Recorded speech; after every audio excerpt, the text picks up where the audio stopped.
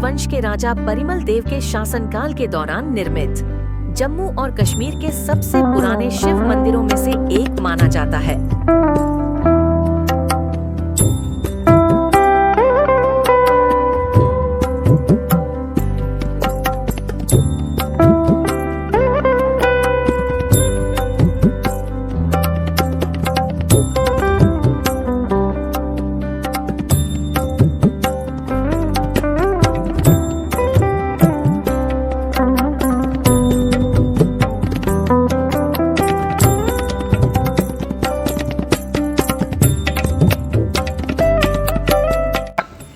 जय श्री राधा कृष्णा। मैं सुधांशु केसर, पुजारी राधा कृष्ण मंदिर पुरमंडल। ये जो मंदिर है ये पुराना कोई 200 साल पुराना है और इसको एक गुजरात के वहाँ के वैद थे उन्होंने बनवाया गया था। तो ये कम से कम इसको 200 साल हो गया। और उस समय जैसे अभी राम जी का मंदिर बना है अयोध्या में, वहाँ पर जैसे शालिग्राम की पत्थर को नक्काशी करके मूर्ति बनाई गई है, उसी तरह से सेम यहाँ पर हुआ है। यहाँ पर भी ये शालिग्राम की शिला को इसको नक्काशी करके काले पत्थर से ही इसकी जो मूर्ति बनाई गई थी। यहाँ पर जो भी किसी के घर में संतान प्राप्ति नहीं होती है वो यहाँ पर आकर अपनी मनोकामनाएं भगवान के आगे रखते हैं और उनके घर में संतान प्राप्ति के योग्य बनते हैं। यहाँ पर क्या चढ़ाया जाता है कि कृष्ण जी को क्या प्यारा है, माखन और मिश्री, वही और एक बंसी, उसकी यहाँ पर प्रार्थना की जाती है कि हमारे घर में जब भी कोई संतान प्राप्ति होगी तो हम आपके यहाँ पर आकर वो प्रसाद चढ़ाएंगे। और यहाँ पर जैसे होलियाँ आती हैं तो हमारे यहाँ पर मंदिर के परिसर के आगे पीछे यहाँ पर रंग डालना शुरू हो जाता है। रंग कौन सा, जैसे पीला जो नेचुरल रंग होता है वो है हमारे यहाँ पर मंदिर के आसपास वो चढ़ना शुरू हो जाता है। जय श्री राधे कृष्ण।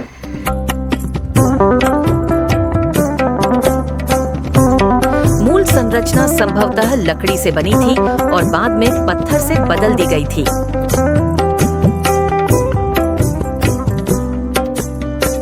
राजा शक्ति देव 11वीं शताब्दी ई द्वारा पुनर्निर्मित और विस्तारित डोगरा राजवंश सहित बाद के शासकों द्वारा आगे के जीर्णोद्धार किए गए मंदिर परिसर का विस्तार करके छोटे मंदिरों को शामिल किया गया।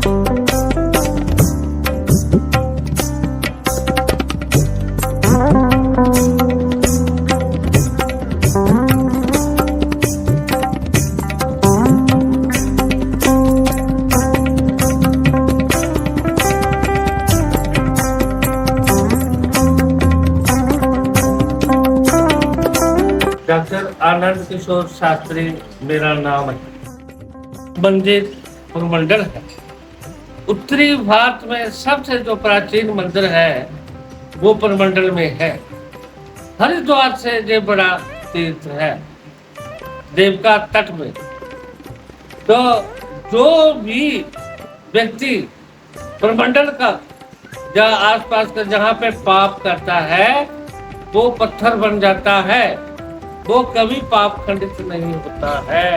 ये बिल्वेश्वर महादेव है, 12 ज्योतिर्लिंगों में से एक है। जो भी हम मनोकामना करोगे जहाँ पे वे पूरी होती है।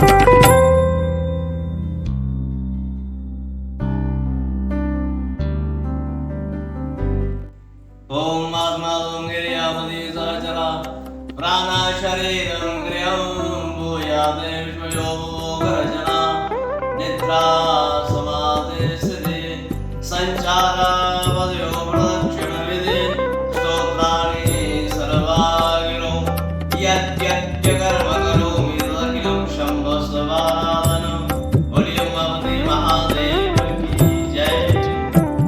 ये जो भगवान जी के दर्शन है, ये शीशा का रूप में दर्शन है, भगवान जी के चरणों में विराजमान।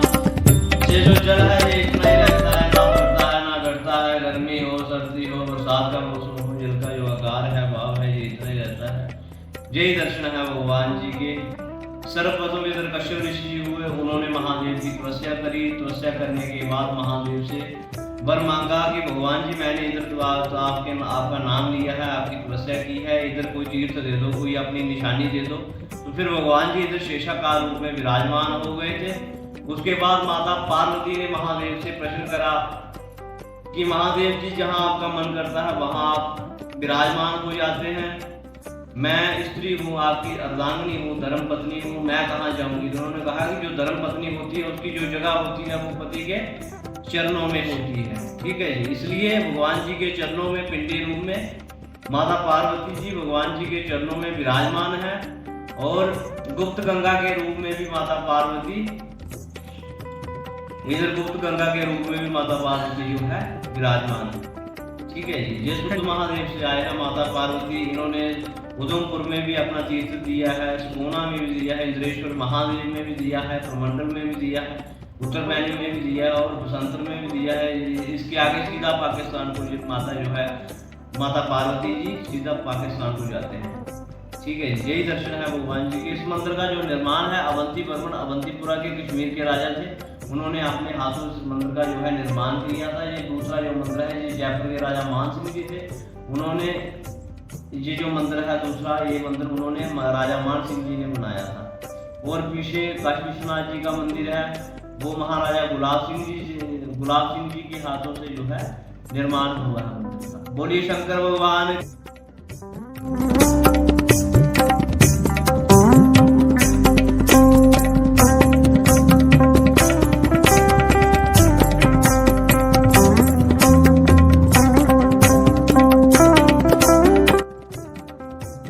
स्वतंत्रता के बाद 1447 ईस्वी के बाद जम्मू और कश्मीर धर्मार्थ ट्रस्ट द्वारा प्रबंधित मंदिर की प्राचीन वास्तुकला को संरक्षित करने के लिए संरक्षण प्रयास शुरू किए गए।